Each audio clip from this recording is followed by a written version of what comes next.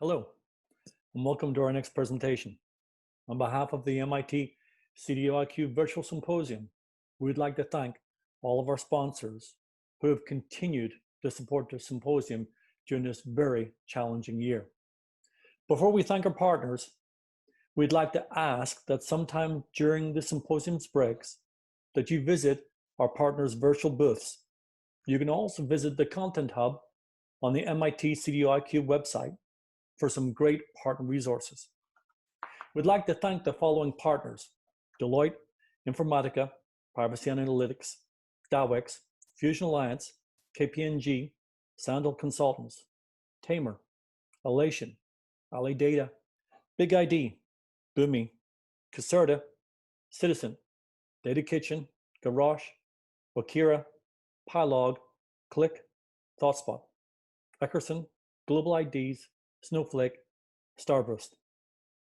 And as I said, please make every effort to visit our partners, use the virtual passport, because without them and our partner support, the symposium could not be held. Thank you. Hi, my name's Peter Anley, and welcome to this track. We've got a very distinguished panel lined up here today, hosted by Randy Bean. Randy has been involved in this symposium for years. He is the founder, chief executive of NewVantage Partners. You've probably read some of the results of some of his research in various, not only tweets, but periodicals. He's a contributor to Forbes, Harvard Business Review, MIT Sloan Management Review, and the Wall Street Journal. So I'm going to let him introduce this distinguished panel, and let's get started. There's a lot on the agenda here. Randy? Thank you very much, Peter. It's a pleasure to be here today. I believe this is the 7th year that I've hosted the Chief Data Officer panel for the MIT CDO Symposium. Sorry not to be there in person this year, but glad that everyone can join in this virtual format.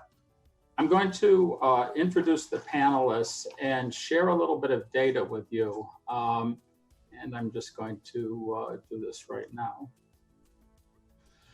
I wanted to introduce the distinguished panelists today: Krishna Cheriath from Bristol Myers Squibb, Chief Data Officer; Danielle Kropp, American Express Chief Data Officer; Bob Darin from CVS Health, who holds a complex title. He's Chief Data Officer for CVS Pharmacy and Chief Analytics Officer for CVS Health, I believe. And if I got that mixed up, Bob will clarify that, I'm sure.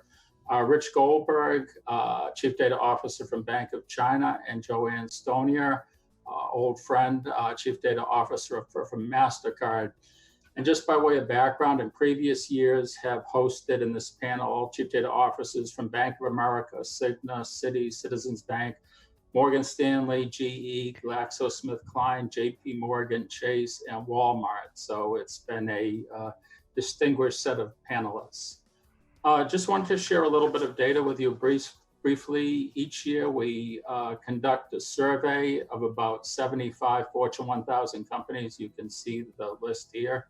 And ask them a series of questions about their use of data and analytics, and particularly about the Chief Data Officer role. There's a heavy participation from the financial services industry, but healthcare firms as well as other industries are represented. And the predominant representation is from executives that hold the Chief Data Officer or Chief Analytics Officer role, approximately 73%. And the rest are other C executives. So one of the key findings this year, and it's also been the finding in past years, is that although the Chief Data Officer role is evolving, it remains ill-defined within many organizations. You can see the increase in appointment of Chief Data Officers from 2012 to a peak in 2019, a slight drop-off in 2020, but still a majority of firms over the past 4 years have established the CDO role. In terms of primary responsibility for data within the organization, It continues to be disparate, though, even though the Chief Data and Analytics Officer receives the plurality of the percentages in terms of responsibility. Over a quarter of organizations still point out that there's no single point of accountability. And more than half, the accountability does not lie with the CDAO.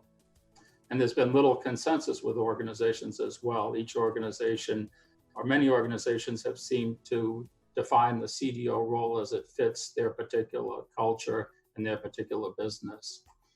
We asked a few other questions that I'll share with you in terms of CDO with revenue responsibility, very few as of the course of the past 3 years. And then we asked the group, what was their ideal view of a successful Chief Data Officer? And this is very interesting because you see the contrast between organizations that are looking for an external change agent, contrasted with those organizations that are looking for somebody that comes from within the company, knows the business, is an insider. Some organizations have selected line of business executives that maybe don't come from a data background, but are responsible for business results. And then there's a minority who have looked for somebody from a data science or analytics background or a technology executive. We also asked about where should the CDO role sit. And again, there's been a disparity of point of view.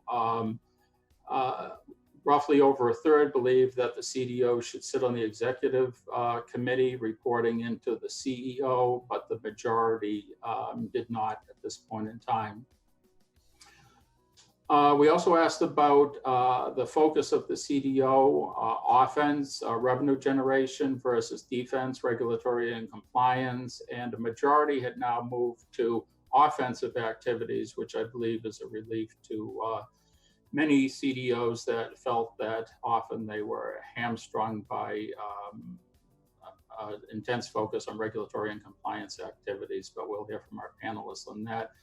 And then I think most interesting of all, we asked the question about, has the CDO role been viewed as a success within your organization? And it's very interesting, perhaps shocking in some ways, perhaps not surprising in other ways, that less than a third indicated that the role was successful and established within their organization to date, and the majority or nearly or over 2/3 indicated that it was either nascent and evolving or still struggling with turnover. And I know from my own experience interacting with a lot of organizations, I can point to several of the major banks that are on their 4th, 5th, or 6th CDO in the past decade. So, you know, there's challenges.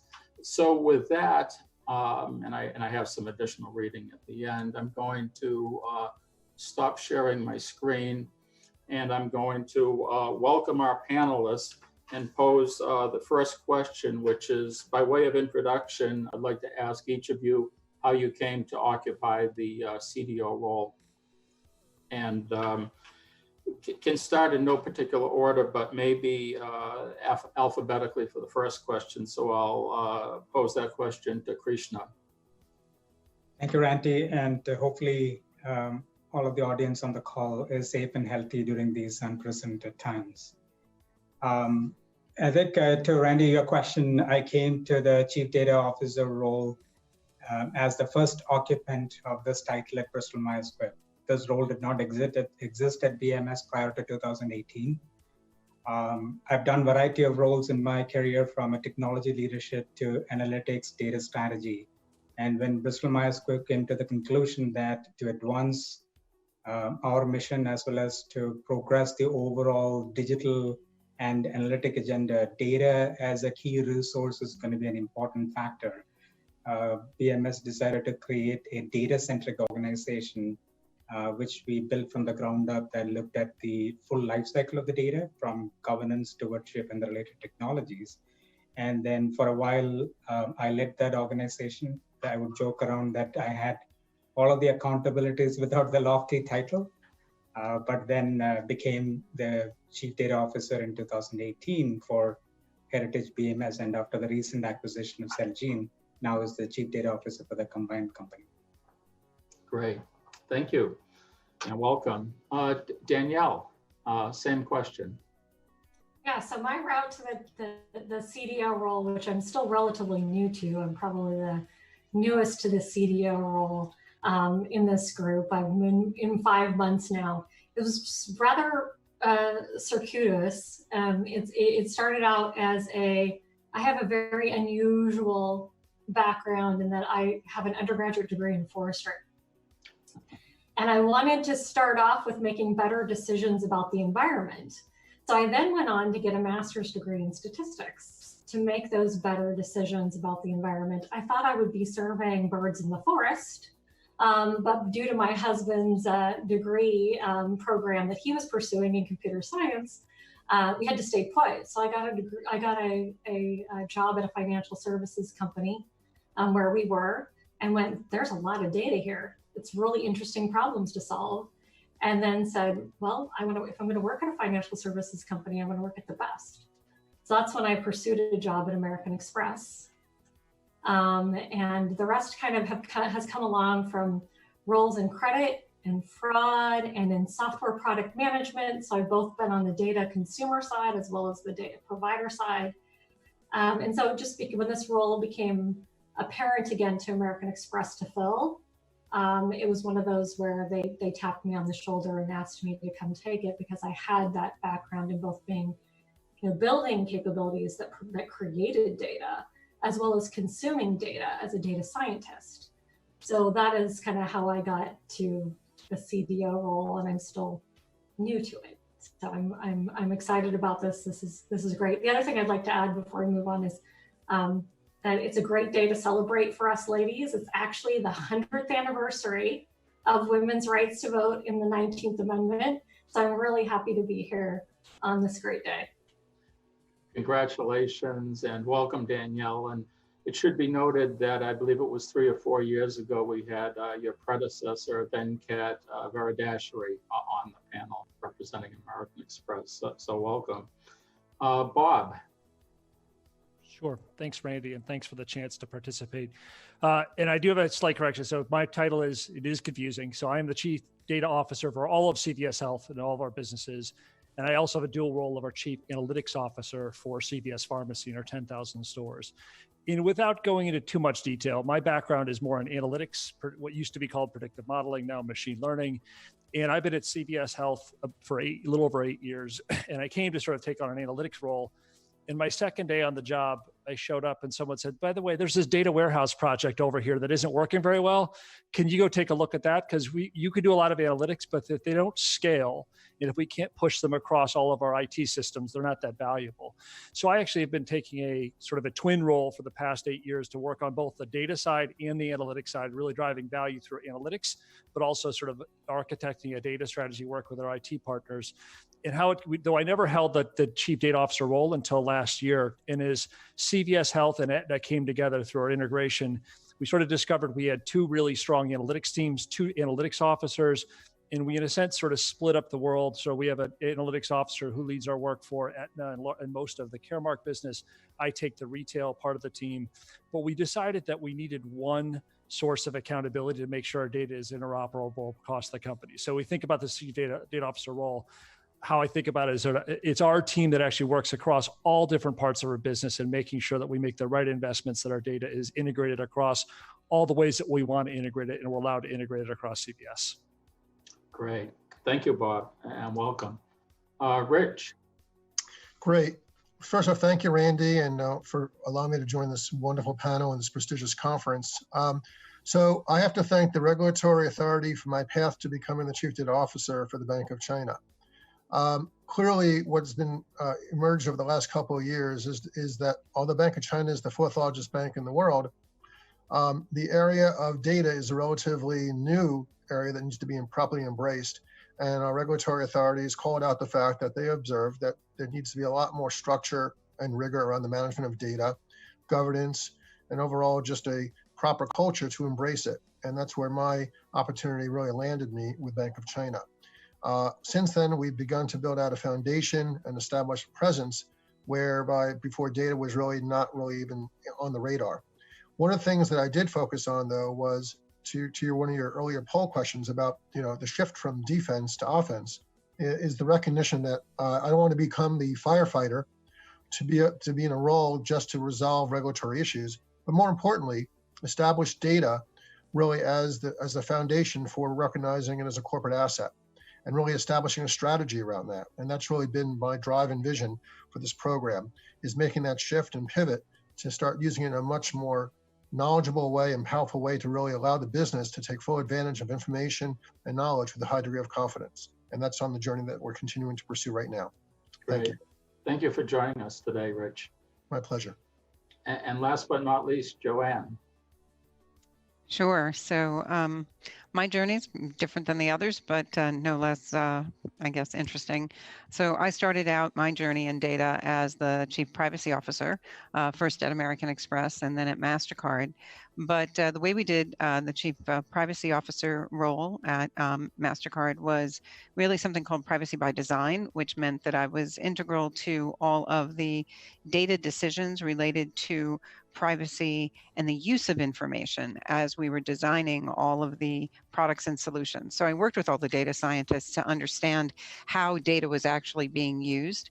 And so we began using a process, Privacy by Design, that very quickly became a data by design, because we realized that it wasn't just personal and sensitive data that we needed to understand in how products and solutions were being built, but that we needed to understand all of our data. And so as that began to expand, and then ultimately when GDPR, the compliance requirements for GDPR became understood, we began building out all these operational systems and methodologies. And as the privacy officer, I kept saying to anyone who would listen to me, my chief information officer, who's our technology officer, our general counsel. So who's going to be the business person who's going to be in charge of all of this? And they kept patting me on the head and said, don't worry about it, just keep designing it. And then lo and behold, in December of 2017, they said, how would you like to be our first chief data officer and take all the things that you've built and run that? But by the way, also please do the compliance until May of 2018 so we can meet the GDPR deadline. So I'm the first chief data officer, like many of you. It's interesting to switch from managing kind of legal and compliance risk to more operational risk related to data, but really focusing more on how do we enable the use of information. So closer to some of the things that Rich and Bob and Krishna and Danielle mentioned of really how do you enable data use, right? We work with all my analytics partners that were my partners when I was the privacy officer. I work with very closely. Each of those teams are embedded in the business, although we find increasingly that we are pulling together our analytics teams over and over again to make sure that the practices, especially as we talk about things like AI and machine learning, data bias, that our governance practices and our methodologies are much more uniform than they may have been back in the day when each analytics team was much more focused on just one business unit or another. So, but it's a lot of fun. Great, thank you. In listening to each of you, there's a different twist on the chief data officer role, both in terms of your background and a little bit in terms of your emphasis today. JoAnn, as I recall, you're an attorney, correct? Or you have a legal background. I know Rich from decades ago when he was a database marketer. So I'd like to hear a little bit from each of you in terms of what you think it takes in terms of making the chief data officer role successful, and is it unique to each organization? So I'll just pose that question, and maybe we'll start with you, JoAnn, and go in reverse order. I do think data is contextual. So I will say that. And I think that the structure of how data is used in every organization is going to be slightly different, as will be some of the restrictions and decisions that organizations have to make. So, when I look at Danielle and Rich and I, we're in financial services. That's a little bit different than a consumer products company or one that's in healthcare, right? So there are those type of restrictions and regulations. But that being said, I think some of the skills that a chief data officer needs are similar, right? You need to understand, first of all, the structure of data, right? You need to understand that there, like any good design practice, and I do think that it requires pretty good design thinking skills, that you need to understand what is your information, what is your data good for, what kind of information insights can it create, especially on the offensive side. And then from a defensive perspective, you need to be able to organize your information in a way that's going to engender its greatest utility, and then explain that utility to all of your business colleagues, and then really explain to your technology colleagues the kinds of platforms that you need in order to make sure that that is easily accessible to your colleagues around the business teams, so that they can extract the maximum utility from that information in a obviously safe, responsible manner, one that's compliant with all the requirements that increasingly regulators are putting on data. But I think those skills, right, they're not easily understood because we're talking about an intangible asset, right? So you first have to be able to bring what is data to life, right? That data is just an intangible representation, though, of everything around us, right? That data is a representation of all of us on this Zoom call today, that it is a representation of an illness that we're all battling, that it is a representation of the economic performance or lack thereof, or the impact of what's going on due to COVID, or because of the social disparity that we're now able to understand. Data is just the representation of that. How you handle that, how you organize that, how you use it, and the insights and the innovation that can come from that, that's the exciting part. And so I think you have to be a really good translator, both with your business colleagues who want to innovate with that, and need to understand how do you create and design a data use case, right? And then how do you enable, right, business innovation from a data perspective? When I first became the chief data officer, and I'm sure many of you had this question, so what's our data strategy? And I would turn right around and say, what's our business strategy? And then I will tell you what are the data requirements to achieve your business strategy, right? Because the data strategy absolutely follows from a business strategy. So I think that's where the differences come in. My data strategy follows Mastercard's business strategy, as does Krishna's data strategy follows his business strategy, right? But the skills to get there, I suspect Krishna and I could be very, very similar in some of the activities that we pursue to get there. Great, thank you. And I'll give a call out to the Mastercard Center for Inclusive Growth, which I know does some wonderful things in terms of pulling together data for social benefit and social good. Absolutely, we do both. We do, data for commercial use and then also data for social impact. Yes, we find both of those things very, very rewarding in different ways. And I know two of our panelists, Bob and Krishna, just so you have, what questions coming. You've both recently gone through mergers and acquisitions, and Bob, I know, or I believe that CVS has experienced explosive growth over the course of the past decade, and now with the acquisition of Aetna. Could you maybe each speak to some of the challenges and complications as well as opportunities that going through an acquisition represents from a data and analytics perspective and CDO role? Sure, and I'm happy to go first. Within CVS, you're right. We've gone through a lot of growth, a lot of change. We're trying to reinvent ourselves in many ways as a company, sort of in thinking about how to become even more and more central in the lives of our customers in terms of as a healthcare provider through our region, so what we call our health hubs, or reinvention of the retail stores to be sort of healthcare destinations. But I agree, and a lot of the points that JoAnn made, but all of them I very much agree with. So I think that specific to some of the challenges with the integration of CVS, when I think about data strategy, if you ask me what's the data strategy for, Caremark or Pharmacy Benefits Manager or CVS Retail or even Aetna, those some cases become easier questions, because I have a business strategy for those. But what's become particularly challenging is how do you develop an enterprise strategy? We used to a lot of spend time thinking about enterprise because we believe that if we can bring together the delivery, the financing of healthcare into one integrated set of solutions that consumers ask for, we can actually unlock more value.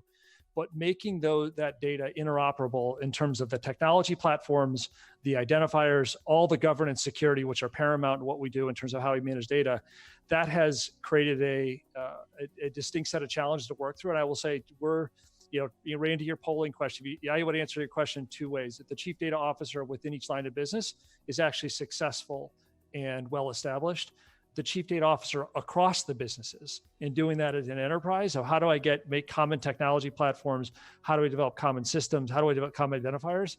that's probably still in the nascent and evolving. Like we still have a ways to go. And I would say it's sometimes orders of magnitude harder.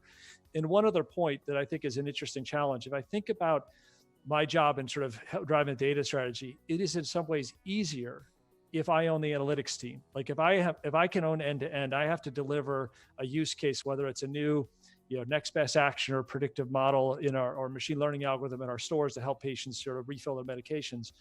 We do that today, and it's owning that full stack is actually, it's hard, but there's less moving pieces. Being the chief data officer and articulating the business outcome when you don't necessarily own it is it's just a unique set of skills, because you have to understand the business context, you have to understand the technology. There's a huge amount of change management of how do you sort of interact, particularly a company as large as ours, with our CIO, our chief digital officer, other analytics teams, our actuarial, legal. I mean, I would say the biggest part of my job is actually getting all of those teams together under one roadmap, when it sometimes is easier to do it on your own, but it actually creates a lot of sort of hard to measure, but very real diseconomies of scale if we splinter all of our activities to one analytic use case at a time. Right, thank you. Krishna. I think Bob gave a perfect segue, and there's some things very similar to what Bob stated and something that is very different. So at Bristol Myers Squibb, we are at the beginning stages of a very unique journey and a unique opportunity which you don't experience in your career often. We are in the formative stages of the world's largest oncology care company, top 5 biopharma, through the acquisition of Celgene and integration. So on one track, it is really how do we reboot a data agenda for the combined BMS, or the new BMS as we call it. On a parallel track, how do we achieve the actions necessary to create an integrated data fabric for the company to power our aspirations from, whether it is from research and development or clinical development, supply chain manufacturing, so on and so forth. And third is how do we create a culture of digital citizenship within the company, where we are looking at the data agenda as an enterprise objective, and every employee, every manager feels in their own respective ways accountable for the data responsibility, or using data responsibly and ethically. So all of those opportunities, I'm really fortunate to have an opportunity to shape that agenda along with my colleagues. Where I'm slightly in a different position compared to what Bob just articulated is, at BMS, we made a very conscious choice to disassociate the data agenda from the analytic agenda. And that is just because a unique situation at BMS, or probably in biopharma. We view data as a resource that powers both data-driven decisions and analytics, as well as the optimization of our operational execution. So it was important for us to have the data discipline as an enterprise-wide agenda, and analytics is a key consumer, and value from data is felt through analytics for sure, but it is also equally powering our operational execution as well. So our focus is really how do we simultaneously drive value from data, and at the same time, how do we manage the risks around it? And it is, to your question earlier around how do you define the CDO role, it is part technologist, part data strategist, part data whisperer, part business strategist, part advisor. So for those of you who are aspirants to the CDO role, if you are interested in a role with many different dimensions, no better role than a CDO. Thank you. I wanted to ask a next question that plays off of what Krishna was just mentioning, and I'd like to pose this to Danielle and Rich and have you thinking about this, and have others think about it as well as Danielle and Rich speak to it. And that is that we hosted an executive breakfast, probably the last time you could do one of these, March 1st or thereabouts in New York, where we brought together, or at thereabouts time frame where we brought together a number of CDOs. Actually, JoAnn and Rich were there. And there was some discussion, I believe it was from somebody from Capital One, who said our whole approach is to centralize our data and decentralize our analytics.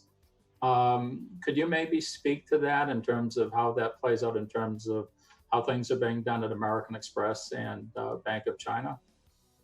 Sure, Randy. So I think that That's absolutely true. I had a senior leader, very senior leader at Amex when I first took this role say, how are you going to do this? Data is like air, it's everywhere, right? And it is at American Express. So I think it's really the important aspect is to centralize the data management as much as is practical, right? And we also have lines of business that manage their own data, but we have enterprise data assets that sit within the CDO purview, and then decentralize, right, or federate the analytics and machine learning and AI aspects of data, and that is the way that we will unlock the most value within an ecosystem like American Express and deliver on our end goal, which is to deliver the world's best customer experience through our data assets. So if we have to take that approach at a company that is as complex as American Express, given our overall goal. Great, thank you. Rich? Yeah, it's a perfect question because we're right actually in the early phases, Randy, of starting to embrace that whole path. And I, by way of background, certainly have done similar functions at Citibank, even when I was leading data management for IBM on a global scale. But the path to achieve that is something that you got to build very pragmatically. There are plenty of people that love to be able to dabble with data. Sometimes I call it dabbling without a license, and you have to be very careful about that because, again, there needs to be some aspects of ensuring that whoever's working with the data, well, with all the right intentions, fully understands what they're doing, has the right skills, has the right capabilities and tools to be able to achieve that. So you still need a centralized oversight capability that I introduced with the ability over time to allow more of that decentralization with some degree of still oversight for consistency purposes. The other thing that we also have to evolve to is to ensure that you embrace more a strategic view of the data and try to avoid introducing solutions that may be more what I call band-aids or just one-time fixes, because that's not solving the big problems. So what we're really evolving to now is also really establishing a presence around creating more of a career path in the form of data analysts. So it's not just a part-time job or nighttime job, but more of a formal career path. And I've done that with other companies, and we're now starting to explore that more officially with Bank of China to really enable the businesses to set up and embrace data in a more structured way. So decentralized only to the extent that I think it makes a lot of sense that the data leadership for the business areas reside in the business, but there has to be some centralized oversight and accountability for consistency and alignment when we investigate some of the related data issues that we're all encountering, so we can execute consistently and ultimately drive together the resolution of the data problems, and again, more proactively embrace data as the asset. Thank you. Does anybody else care to weigh in on that question? If not, I have another. Given that data and becoming a data-driven organization is very much of a journey and that there's no easy path there, in that same regard, how is the evolution of the Chief Data Officer role a journey? How has it evolved, and where do you think it might be going? And that's to anyone who want to answer. So Randy, this is Krishna. I think maybe I can start and then others will offer their perspectives. I think from my standpoint, when I came into this role, many peers across shared their how CDO is positioned, whether it is reporting wise, accountability wise. I've come to the conclusion that it needs to really fit with the organizational context, whether it is the cultural aspect, where the influences, and at the end of the day, what is expected from the data strategy of the company, which, as JoAnn rightly pointed out, follows the business strategy. So even though there are many different frameworks and many different recommendations around the CDO role, I'm a big believer that it needs to be situated where it can make the most impact in that organizational context. So for example, at BMS, I report to our global CIO. And our Chief Information Officer is part of the executive committee and reports to our Chief Executive Officer. And I report to the CIO. And that works for BMS.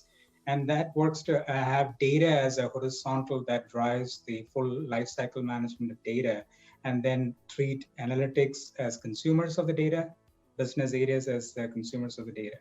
so too is this notion of centralization versus decentralization.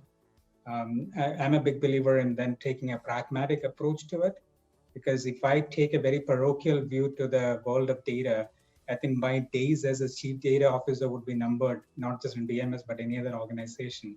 It is what makes sense in the organizational context. So we have a very hybrid model. There are above business unit level data that is under the custodianship. I like to use the word custodianship rather than ownership. Custodianship of data is managed by the CDO versus other data that is business unit centric that is managed by business areas in a federated mode. So we have landed at a model that works for BMS, and we combined data with related technologies to create what we look at as the supply chain of data. So we view this as the CDO is accountable for the supply chain of data to drive operational execution analytics, and that makes sense for BMS. So I think that is something that is a critical question that needs to be answered to avoid this lack of fit between CDO from a person, talent, positioning versus the organizational context for sustainability. And I fear that some of the turnover that you referenced in your opening, as well as some of the struggles that you see CDOs go through, is the lack of fit. I'm sure others have other perspectives. So I'll chime in. I think the future, I mean, obviously I'm still thinking about the future of the CDO role, being new to it. But to me, the future of the CDO role is about engendering trust in data and enabling innovation in data, right? So those are the two pillars, in my opinion. And really, I think that if you think about all the external forces that exist around data today, whether there be CCPA or GDPR or any of those other things JoAnn probably knows even better than I do from a privacy perspective, is that it's about people trusting what you're going to do with their data and having control over their data, having transparency. And I think that that is something we're all gonna, as CDOs, must tackle both internally in our data strategy as well as externally in the public sphere, making sure that we are engendering that trust with the public. I think that this is really important to our future for CDOs as well as for our companies in general. Thank you. Anybody else care to weigh in on that question? Yeah, go ahead. I'll let JoAnn go first. Sure. I'd like to build just a little bit on what Danielle said. I think trust is always important in a world where we've watched COVID, right, accelerate data use and the need for data to solve societal problems. Randy touched on, Mastercard has a commitment to use our data for social impact. And I think this year, if nothing else, this has been a year where the need for data to solve societal problems, whether they're economic or social or health problems, I think the role of the CDO has become even more critical to figuring out how do you balance risks, engender trust, as Danielle said, but also come up with solutions in a faster, more agile way. I think that that's going to be a need that all CDOs are going to have to come to. How do you do that even better than you started 2020? In addition, one of the things that I talked about in my remarks earlier is how do we share information better, faster, and in a more trustworthy way? The reality is that data is an ecosystem, right? And I liked Krishna's word. I think we're all stewards of data when it's under our roofs, right? I also think that property rights are something that, personal data, I think, belongs to the individual. And then we all get stewardship rights as each of us gives data to each organization that we do business with. And we all have different usage rights, contractual rights that we then gain. But how do we build insights together that are useful, especially for societal problems? I think that we have to come up with methodologies that enable data sharing and the innovation that comes from data sharing. And that we haven't done that yet. And I think that that's ahead for all of us. I think we do it one-on-one, right? So I think, Rich and I, as Bank of China and Mastercard, we can do a project together and we can come up with the methodologies to do that. And I think we can figure that out. But if all of us together on this Zoom wanted to do something, it would be quite complicated for us to figure out all the issues and to do that quickly, right? If there was a common problem that we needed to solve. And so how do we build those commonalities and solve some of those issues ahead of time, right? So that we can solve our urgent issues quickly. That's what I think is next on all of our plates. And as chief data officers, I think those are the things that our CEOs, our boards are going to look to us to do. And that's what I'm interested in trying to figure out next. So just wanted to chime in there. Thank you. Anyone else on that? Well, I'm just going to add just one quick point. I think the rest of the panel did a great job of talking about this, but I've had the privilege, as many of our panelists and certainly the audience has seen the role of the chief data officer evolve over many, many years. To the fact that we're doing a conference like this is a wonderful thing. But we still, just by the nature of the questions and the path that we've discussed, it's still a challenge. You got to have a lot of diversification in terms of the things you do. And there's no perfect solution that fits to every organization. And there still needs to be a constant education in terms of, one, the importance of the role, the relevancy. Remember, this is a function that typically is not on the revenue generating line. So you have to always demonstrate your value and your due diligence to be able to support the business appropriately and manage it in that way.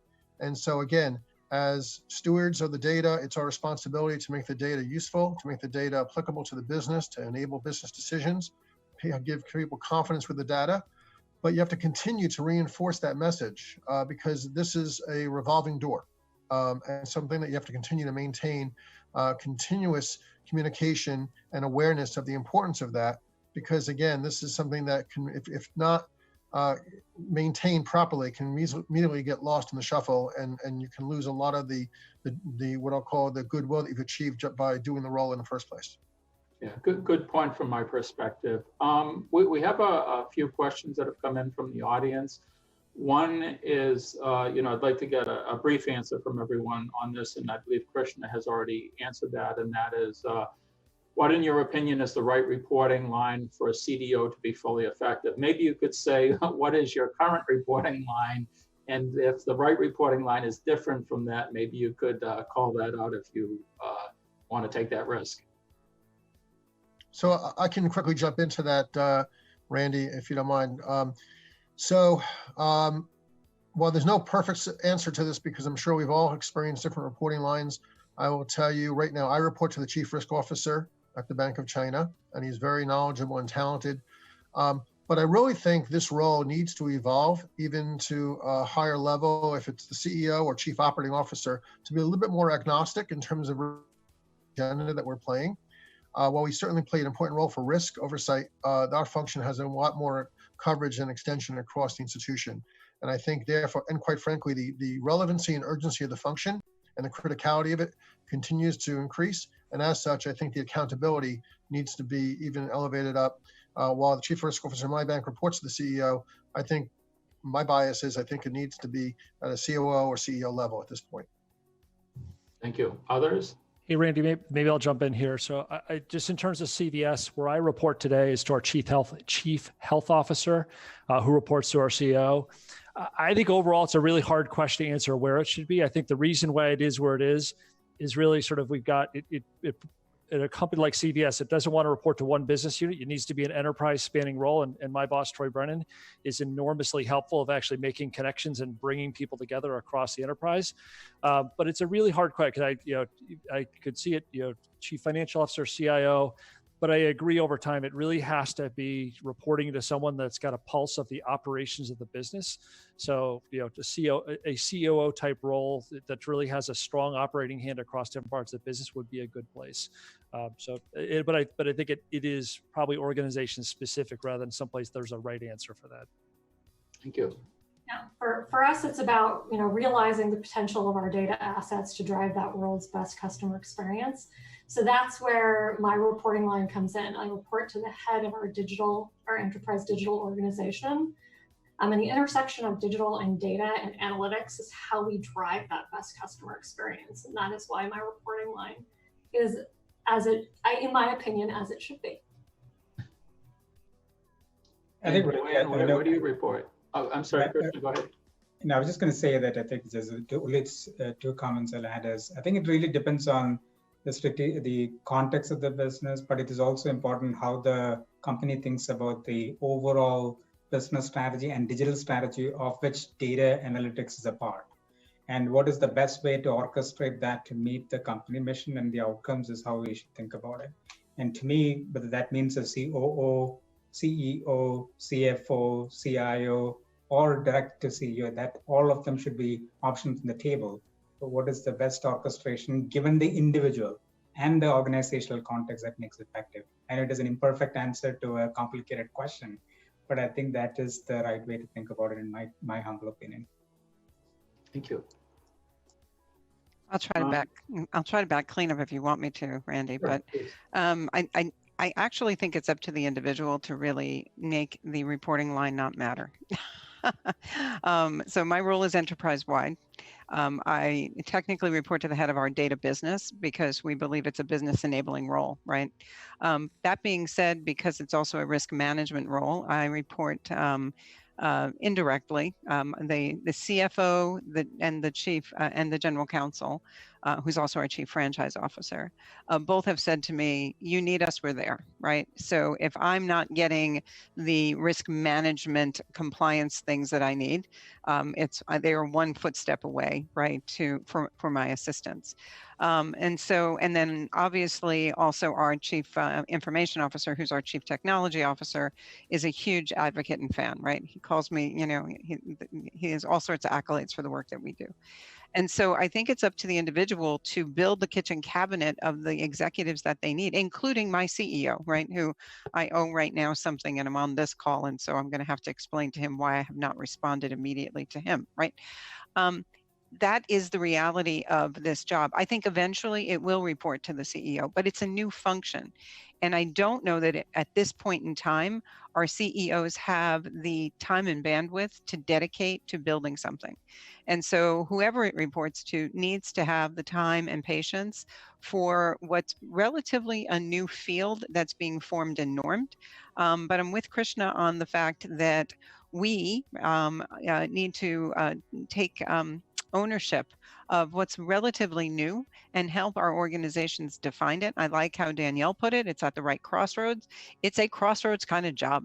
And Krishna said it too, and I'll say it too. It's a fascinating job, but you have to have lots of skills and an appetite for creativity, and bring your whole self to work every day, because you're going to use, all the tools in your toolkit, right? And so I don't know that it matters so much where you report as to how you navigate your organization, folks, right, to get the job done. Well said. I think we have time for a few more questions. So here's kind of a great question that came in from the audience. It's timely and it's speculative. The question is, put your CDC, Center for Disease Control, CDO hat on. Smiling. How would you determine the roadmap for improving the quality of a national data set to better manage the current and next pandemic? I think from my perspective, great question. I think this question has so many broader implications when you think about what is happening in the society from a lack of trust in data. This is an area where it could have some long-term implications.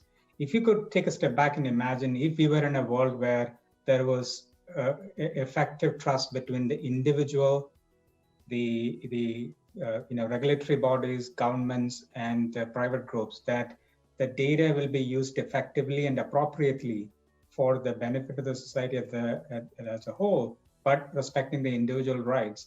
Then, whether it is scientific research, whether it is discovery of medicines and vaccines, or in understanding the progression of the disease and being able to manage it, so many more things we could do effectively as an organization. I think there are many issues. If there is a chief data officer for the US at large with the ability and mandate to do it, I think there are a lot of things that we can do, whether it is from an interoperability of data standpoint, elevating digital and data trust in the society at the individual, and how do we ensure that there are certain minimum expectations that we set forth that allows for a frictionless and fluid movement of the data for the right use cases. I think we all are guilty of looking at this from our own vantage points and sometimes losing sight of the societal benefit as a whole. So I think if there is a chief data officer for CDC, I will abstract it up to say if there's a chief data officer for the world at large or for the country, an effective movement of data that is at the right balance of societal benefit and individual rights, tough to do, will have so much potential in attacking pandemics like this, whether it is from a cure perspective or from controlling the progression standpoint. We appreciate your viewpoint from the pharmaceutical and medical world. Yeah, Thank Randy, you. if I could add in there, if one just comment on that, I agree that it's a hard challenge to sort of address. I do think the interoperability component is a critical piece of this, because there is enormous amounts of clinical data, and our company is very much involved in this with COVID testing across the country, and we're working with labs and a number of other partners. And it is still really difficult to put all the data together to understand what the interoperability and sort of the combination of data sets is still very manual and very hard to do. So I think there's been good progress on medical claims. If you think of that part of the healthcare industry, that actually has evolved fairly well. So there's good monitoring tools. Starting to really invest in getting good use cases, because we get a lot of people in COVID asking us, hey, can you guys help us with some data? And our first question, what exactly do you want to do? Or even what is the idea you want to do? Like, we just need data. Like, well, that's not probably the best way to address it. And we sort of, because we have a lot of things, and obviously that data is very sensitive and it belongs to the individual and sort of has privacy and HIPAA rights. But I do think if you could start to build out a real set of services that sort of combine clinical data, understand how care is being delivered and what outcomes, that starts to become some building blocks to a better job of managing these types of pandemics in the future. You know, I think we all want to jump in, but go ahead, Rich. Rich and Danielle. Okay. Yeah, I was just going to quickly add, you know, as devastating as this virus is, one of the things I was glad to hear that the doctors and scientists say, and I've told this to my team, is, you know, follow the data. And I think, if anything, we've learned now that data is very powerful. And thinking about the question originally about a roadmap, there's so many different data points and opportunity that we can learn, you know, from this and hopefully get past this terrible situation, but to get smarter and more effective, to be able to get a better view of understanding patterns, understanding drivers, getting in front of some of these things that the data opportunities are out there for. This gives us a tremendous window to really take full advantage of the knowledge that we've learned and apply data in a much more proactive manner, not reactive to measure, but more importantly, what are the leading indicators, what things that we can gain from this from a data perspective, where the opportunities lie. And I think there's tremendous amount of opportunity to do that right now, as we just understand. I'm not a scientist or a doctor, but clearly there's so many opportunities from a data viewpoint to take advantage of and introduce, hopefully in a more proactive manner going forward, things that we can track and monitor to hopefully prevent these situations from occurring in the future. Okay, so I'll take it and I'll pass it over to JoAnn here. I think what has been so fascinating to me watching the data for COVID is the human aspect of it, right? The aspect of how the data is reported. And I mean, I think we sometimes can get bogged down in massive big data sets and forget how data actually gets to us, right? And that the process by which data gets to us means a lot to how that data should be interpreted, right? And so I think that is a huge aspect of, you know, what I've seen evolve with COVID, is, you know, the challenge of, like, is the testing accurate? Is the numerator and the denominator even correct in the rates, right? How have they been reported? Like, when have they been reported? Are they out of step with each other? Like, all of those things are really fascinating, you know, aspects of this I think we can learn from the future for future events like this, which is that, you know, the incentives to human beings around how they report the data are really important to the interpretation of that data. Thank you. JoAnn, you know, I'm gonna ask one last question, because I believe that's what we have time for. And I was going to ask a question about, and I see there's like 30 questions that have come in, so it's too bad that this isn't a 2-hour session. I was going to ask, you know, just this general question about guidance that you would provide to fellow CDOs, but I actually see a question here that I think is funny in how it's framed and actually its assumptions. So I'm going to pose that as the final question because it's just stated so plainly. So somebody says, Who is training and educating senior business managers about the data mess? You know, COVID has been, I think, a really good opportunity to train people. And so I think, first of all, we are. In the fact that when COVID happened, it was a moment in time when all of us had to adjust to new working circumstances, but also spring into a moment in time of how are we going to, for us, how are we going to service our customers? And customers for us include our banks, but includes our merchants. It includes academic institutions and on our social impact side, charities, NGOs, civil society institutions, and governments.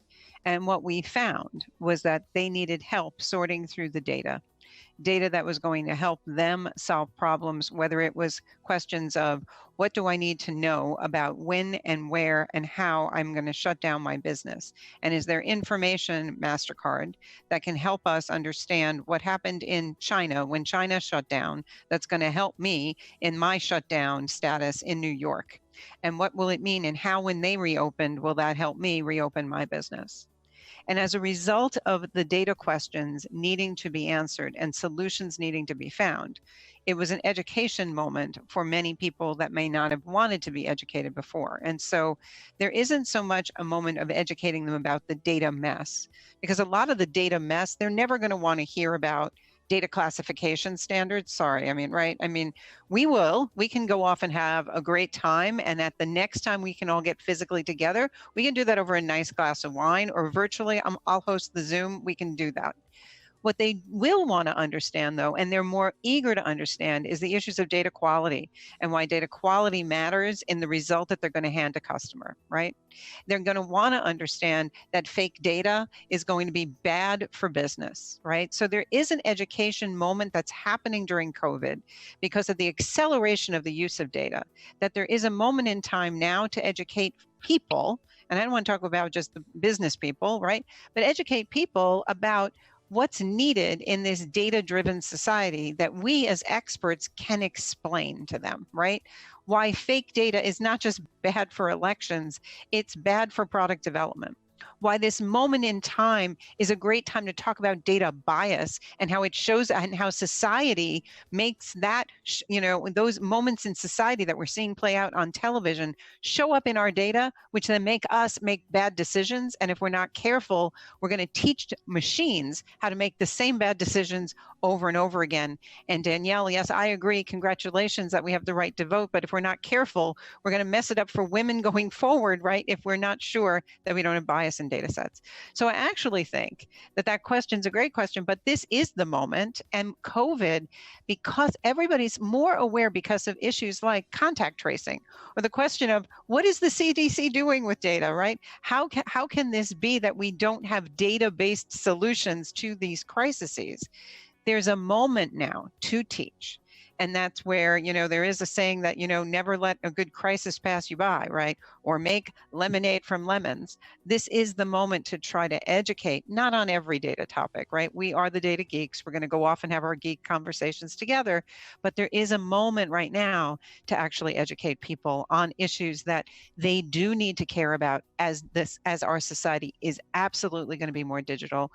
We are going to be working more virtual even after COVID is solved.